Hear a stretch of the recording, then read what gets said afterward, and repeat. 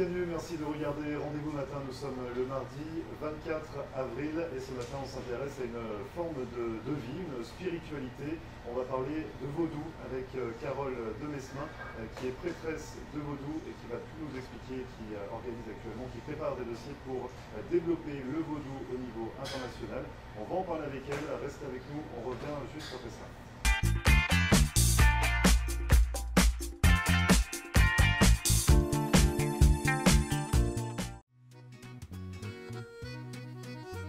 Bonjour à tous, bienvenue au Bistrot 1902 sur Hollywood Boulevard. Je vous invite à venir découvrir notre nouvel emplacement. On est ouvert toute la semaine, du lundi au samedi. Le dimanche, on ouvre à 11 h pour un gros brunch avec plus de 60 plats différents. Jeudi, vendredi, samedi et dimanche soir, il y a de la musique live en terrasse. Venez profiter de cette belle terrasse. Pour réserver une table chez nous, 305 316 31 36. À très vite, on vous attend. Merci.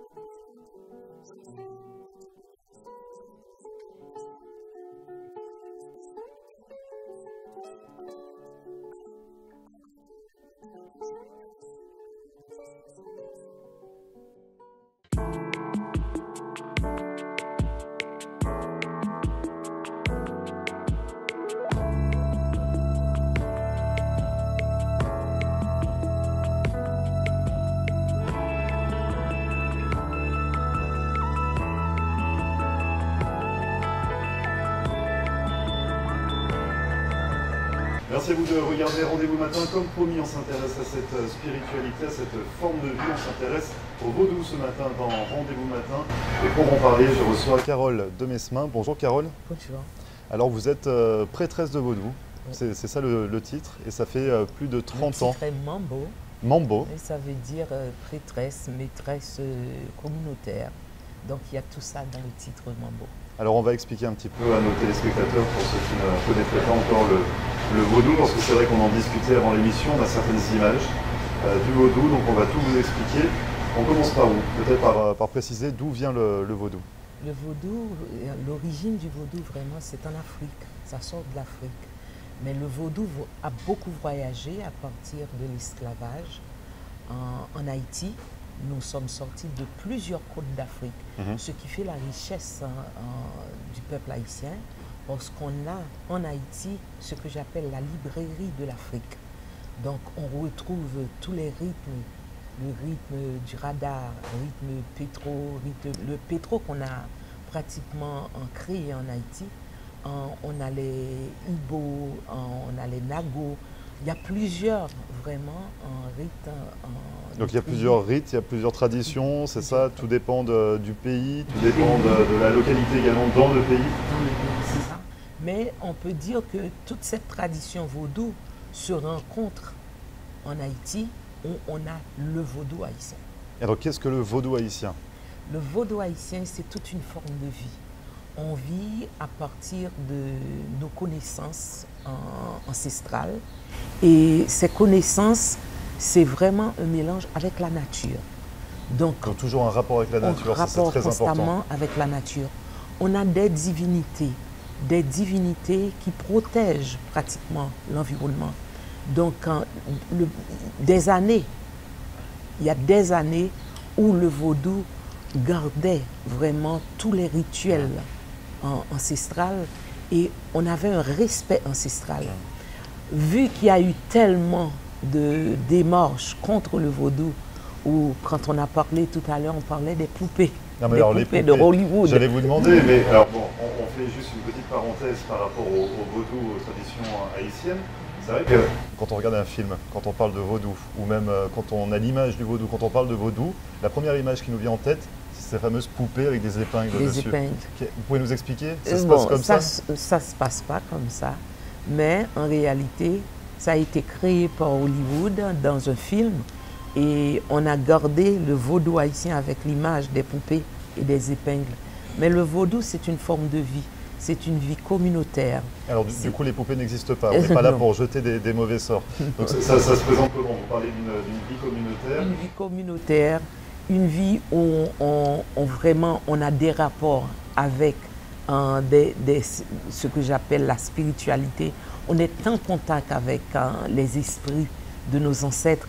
C'est une vie où la nature fait partie de notre vie et on a besoin de l'environnement pour survivre. Donc le vaudou, c'est tout ça. C'est une certaine forme de religion également? On ne veut pas l'appeler religion parce qu'on a tout. On a la médecine traditionnelle dans le vaudou, on a la spiritualité dans le vaudou, on a en même temps la communauté, comment vivre au point de vue communautaire, comment vivre ensemble. Il y a tout ça dans le vaudou. C'est pourquoi le vaudou ne peut pas être seulement religion, parce qu'on ne croit pas en un Dieu avec des saints, des gens comme nous, qui ont peut-être donné de l'argent à l'église ou de l'argent à une congrégation et qu'on décide de dire être saint. Nous avons nos divinités. Et le vaudou nous présente normalement comme les héritiers de l'Égypte. Donc la culture égyptienne, il n'y a pas une grande différence avec le vaudou, c'est le vaudou. Et comment on peut intégrer, comment on peut participer à cette forme de vie? Comment on peut rejoindre? On a les adeptes. Est-ce que tout le monde peut participer? Tout le monde, parce que nous sommes des humains. Le vaudou ça a commencé depuis le temps étant. Donc tout le monde participe. Le vaudou, peut-être, c'est la seule, je peux dire, le culte, un groupe de gens qui pensent de la même façon. On dit que c'est un culte. C'est un culte, en réalité, qui n'a jamais eu ce qu'on appelle des différences de couleur ou différences de sexe. Je suis féminin, je suis femme, j'ai pas le droit ci, j'ai pas le droit ça. Non, une mambo joue le rôle. Donc votre rôle à vous de prêtresse, c'est ça, de vaudou. Quel est justement votre rôle? Vous êtes là pour... Chef communautaire. Je suis là pour prendre des décisions. Je suis là pour mettre la paix. Je suis là pour penser pour quelqu'un. Je suis là pour regarder le futur. Je vais vers le futur. C'est pourquoi une mambo, c'est important pour la mambo de se reposer, de dormir, d'entrer en contact avec les divins. Parce que la mambo est là et la mambo... Vous êtes là pour guider. Pour guider. On n'a pas le droit de donner un conseil, et un conseil qui serait un mauvais conseil. Et comment ça se passe? Il y a des formes de réunions? On a ce qu'on appelle les cérémonies. Ouais. Les cérémonies, il y a plusieurs types de cérémonies. Il y a des cérémonies spirituelles, il y a des cérémonies qui sont là pour enfin intégrer quelqu'un dans ce qu'on appelle l'initiation. Donc il y a plusieurs types de cérémonies. Et aussi on a des cérémonies pour intégrer un enfant au temple, pour présenter un enfant au temple. Donc nous, c'est le péristyle, on appelle le temple péristyle. Donc vous avez des lieux justement de recueillement. Il y a des lieux de recueillement. C'est le péristyle, c'est ce que vous dites? Le péristyle, on l'appelle péristyle. Donc on a des lieux de recueillement et le péristyle, c'est justement ça, c'est un lieu central avec où tous les ancêtres, tous les esprits se réunissent et c'est là vraiment qu'on rentre en communication avec les esprits. Et est-ce que c'est construit comme des églises, comme des mosquées, ou alors ce sont des salles un petit peu plus... Ils sont différents, parce que le vaudou... Il y a des constructions aussi, particulières pour les temples de vaudou? Oui, en réalité, en Haïti. Mais le vaudou a voyagé aussi. Le vaudou s'est immigré aussi dans d'autres pays. Donc aux États-Unis, ça peut être une salle où je décide d'avoir un centre, un central, et à partir du centre, ce sera vraiment ce qu'on appelle le poteau-mitan. Le poteau-mitan, c'est-à-dire? Le poteau-mitan, c'est un poteau central où les divins se rejoignent à nous à partir de ce centre. Donc c'est vraiment une sorte d'hôtel, c'est ça? Oui, c'est comme un hôtel où on a tous les objets spirituels sur ce P. Et à partir, c'est quoi cette péristyle? Donc le P, c'est ce centre, c'est le poteau-mitan en même temps. Et c'est là qu'on fait tout ce qu'on appelle reposoir des ancêtres. Donc parce qu'il y a beaucoup de rituels, c'est ça, c'est ce que vous expliquiez. Donc tout dépend du pays également, tout dépend de la région également dans chaque pays. Quels sont les rituels? On parlait de Novicha. Novicha aussi, c'est un rituel qui se fait en Afrique. C'est un rituel où on va dans une forêt et tout le monde est dans la forêt durant 3 jours. Et c'est habillé en blanc. Et dans cette forêt, c'est ce que j'appelle un renouvellement. C'est une autre reconnexion avec ses ancêtres. Donc il y a des gens qui sortent de partout pour aller à cette cérémonie. Et c'est une cérémonie où on se retrouve encore avec beaucoup d'autres spirituels. Mais c'est pour être apaisé, c'est pour chercher les questions au fond de soi. On se recherche, on essaie de... Parce qu'il y a ce qu'on appelle la renaissance qui se fait. Comme spirituel, on doit renaître. Et cette renaissance se fait toujours par des cérémonies. Et justement, cette cérémonie, c'est une cérémonie qui permet à des gens de se retrouver. Parce qu'il y a tellement de changements qui se fait dans le monde. C'est de se retrouver spirituellement. Donc ça, c'est un rituel. C'est un rituel. Novicha. Ça vient du Bénin, c'est ça? Ça vient du Bénin. Est-ce qu'il y a des rituels en Haïti propres au territoire haïtien? On peut dire que des rituels qu'on reconnaît à partir des divinités. Et les divinités restent ces divinités. Les divinités Nago restent Nago. Ce sont les Ogu, tout ce qui est feu, tout ce qui est vraiment d'énergie, l'énergie du feu. Et tous les Ogu, on les retrouve vraiment dans le rite Nago. Et dans le Nago, on retrouve les Nago aussi, des rituels Nago au Bénin, en Afrique, partout en Afrique, au Brésil, à Cuba, un peu partout. Peut-être que vu qu'on a eu des colonisations... il y a eu les influences de chacun. Et il y a une petite différence, mais on se reconnaît dans la cérémonie. Si c'est une cérémonie Nago, je me reconnais dans une cérémonie Nago, même si tout se dit en espagnol, et même si je ne parle pas l'espagnol, j'arrive à participer spirituellement. Justement, les rituels se font tous en espagnol ou alors c'est simplement le Nago? Ça dépend là où se trouvent les gens. Mais il y a des mots qui ne changent pas, parce que ce sont des dialectes qui sortent, tu vois, de l'Afrique. Donc quand je parle de Olisha, on dit Olisha aussi, au Brésil, à Cuba, partout, on parle de Olisha, on parle de Shango. En Haïti, on dit Olisha aussi. Donc les noms ne changent pas. Mais les chansons, quelquefois, changent. Elles sont adaptées. Sont adaptées à d'autres langues. Donc nous avons aussi des dialectes qui sont restés africains, tout dépend de quelle tribu africaine. Et maintenant, il y a en même temps le créole qui domine. Et je pense que nos ancêtres en Haïti, ils ont réalisé la chose la plus extraordinaire, de faire parler... C'est-à-dire intégrer le créole dans les rites sur tout le territoire. Je pense que c'est une des grandes réussites. Parce que quand on prend aussi la révolution haïtienne, je pense que c'est une grande réussite en chasser, enfin la puissance de la France qui est Napoléon, chasser Napoléon d'Haïti et permettre à d'autres gens de respirer l'oxygène sans l'oxygène de Napoléon. Est-ce que justement le vaudou a été influent dans la révolution haïtienne? Définitivement, le vaudou a fait la révolution haïtienne. À quel niveau? Dans le niveau spirituel, quelqu'un pour donner faire la force aux gens de... La force, cette force de vouloir être libre et de réussir. Donc c'est cette force spirituelle. Donc c'est une force, voilà, c'est pas une force physique, c'est vraiment une force spirituelle. Spirituelle. Il faut cette force spirituelle. On est quelqu'un, quand on crie, le premier cri d'un bébé, c'est cette spiritualité qui rentre et fait de ce bébé un vivant, quelqu'un qui vit, qui respire. Donc, on devient vraiment quelqu'un à partir de cette spiritualité. Donc, d'où l'importance aujourd'hui de vouloir développer le vaudou au niveau international. C'est ça.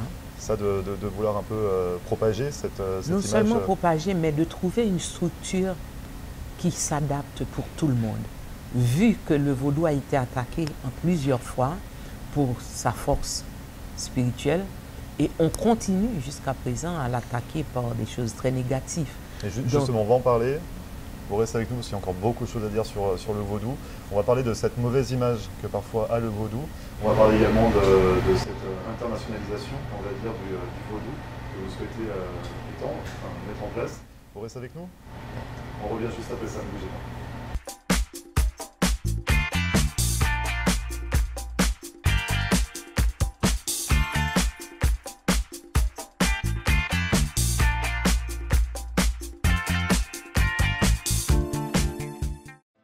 Marcelle Poirier, avocate en droit de l'immigration américaine et membre du barreau de la Floride.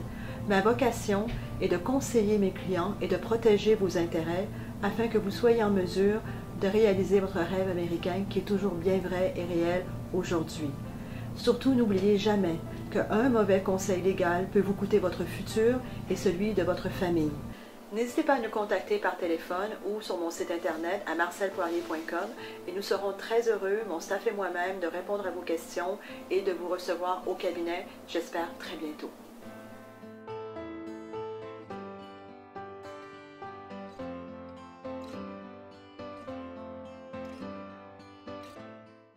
Richard's Motel Family of Lodgings est une entreprise de services qui offre différents types d'hébergements répartis sur 7 complexes dans les régions de Hollywood et Hallandale Beach. Richard's Motel Family of Lodgings est une solution d'hébergement économique et propre, avec un service comparable à celui des grands hôtels.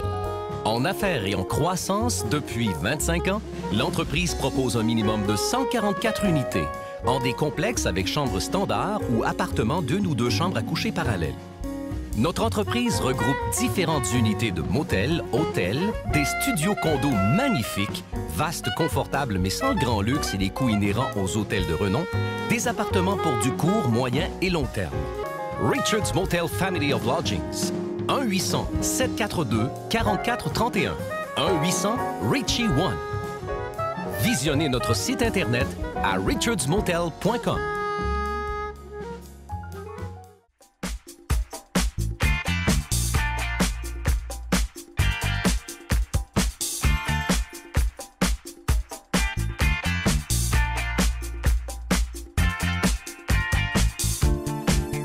Regardez Rendez-vous matin, on parle toujours de vaudou ce matin, un sujet très intéressant avec Carole Demesmin qui est donc prêtresse de vaudou et le terme c'est mambo.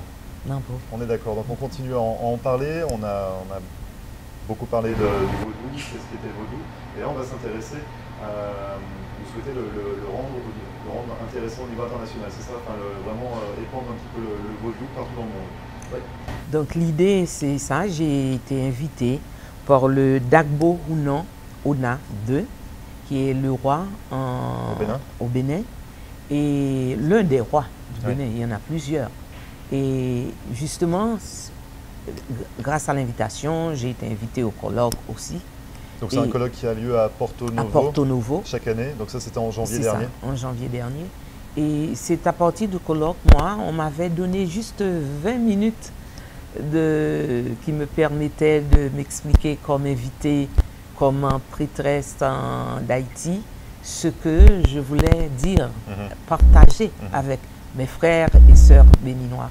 Et j'avais partagé justement l'idée de réunir, de faire du vaudou, un vaudou international.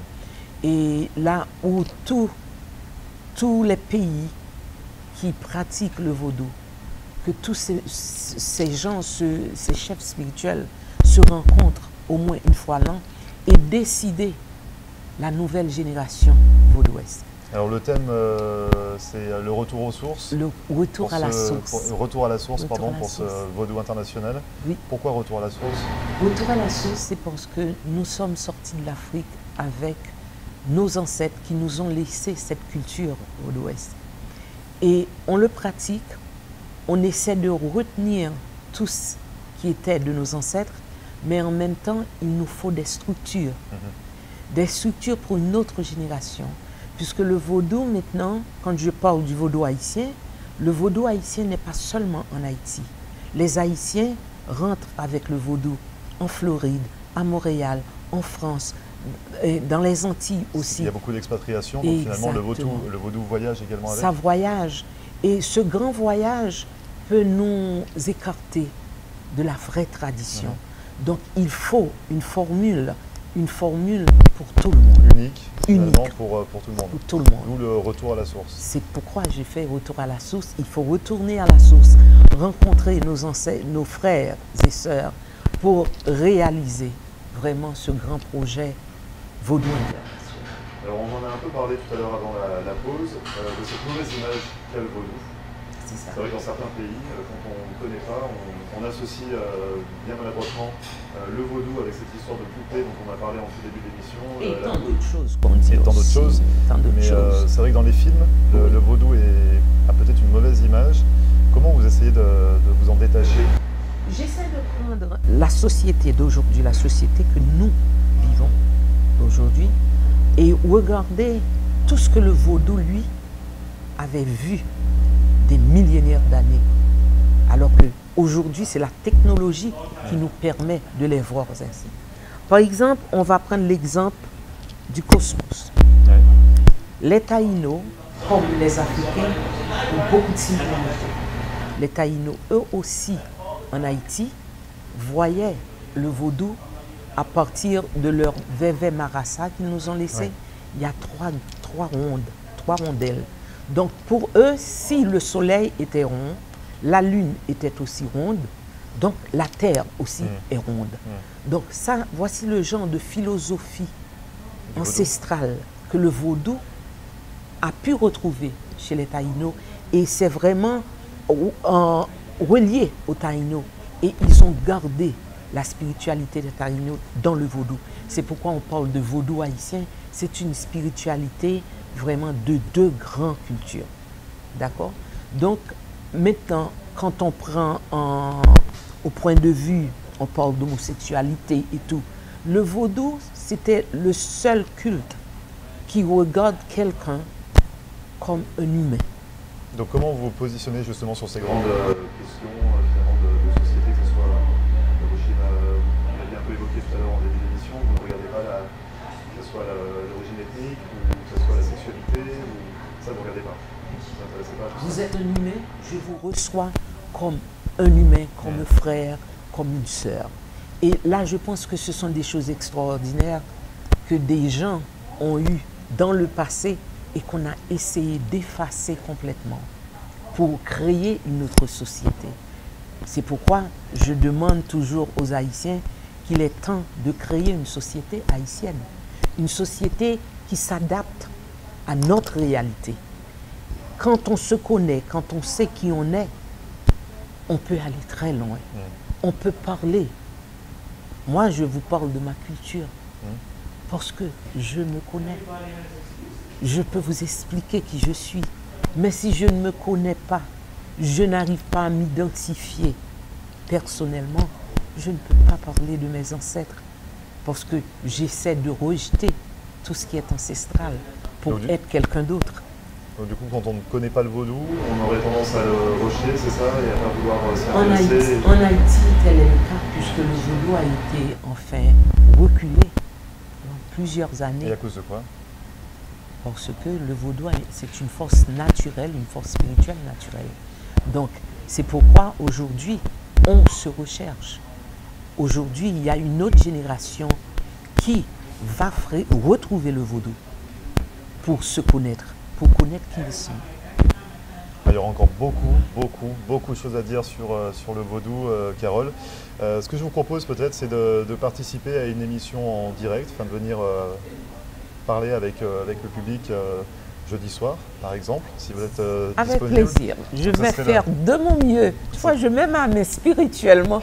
Je vais faire de mon mieux pour être là. Alors, ce que je vous invite à venir participer, à venir écouter un petit peu les histoires de Carole autour du vaudou et puis cette volonté de le rendre international. Ça va se dérouler ce jeudi soir, le 26 avril, à partir de 6h30, 7h, au bistrot 1902, ici. Le rendez-vous, c'est au bistrot, alors. On se retrouve au bistrot, on va parler vaudou, on aura beaucoup plus de temps. Et vous aussi, si vous avez des questions, je suis très contente de les répondre. Et on pourra entendre peut-être en fond musical, parce qu'on n'a pas précisé, vous êtes également une grande chanteuse. Une chanteuse, oui. On pourra peut-être, vous aurez peut-être quelques disques avec vous à ce moment-là. Il faut Pour les gens qui ne connaissent pas encore ou pour ceux qui connaissent et qui ont envie d'écouter vos titres. D'écouter des chansons, parce que moi je fais ce que j'appelle un triangle musical entre tout ce qui est rythme et vocal. Il y a du jazz un peu là-dedans. C'est un mélange. Donc à découvrir jeudi, une grande soirée conviviale. Merci beaucoup Carole Demesmin pour toutes ces précisions. On en saura plus jeudi soir au Bistro 1902 à partir de 6h30. On se retrouve donc jeudi. Merci beaucoup et bonne journée. À vous. Et vous ne bougez pas, on revient juste après ça.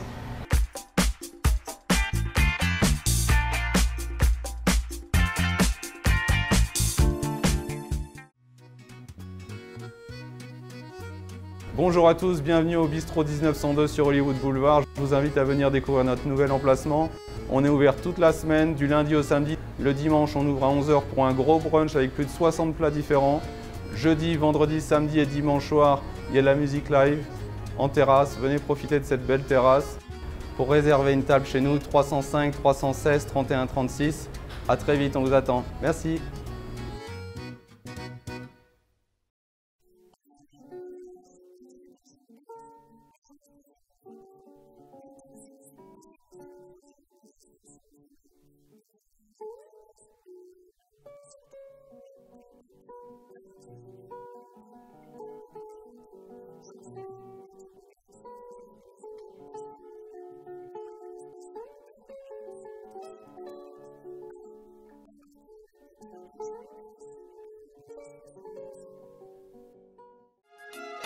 Mes amis, si vous amenez votre partenaire à Jimbo's Restaurant, elle ne vous quitterait jamais.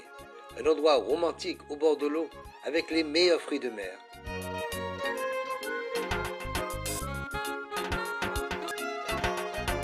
Et on trouve une belle ambiance de musique tous les soirs. Visitez Jimbo's Sandbar Restaurant à 6200 North Ocean Drive, près du pont de Dania Beach Boulevard. Jimbo's Sandbar Restaurant pour les amoureux de bonnes choses.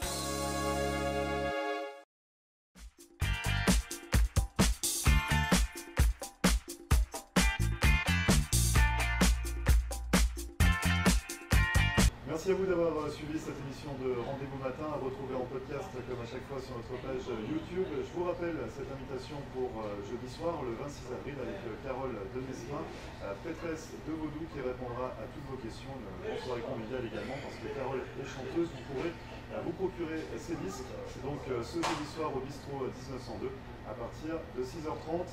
Très bonne journée, et nous on se retrouve demain dès 9h pour une nouvelle émission.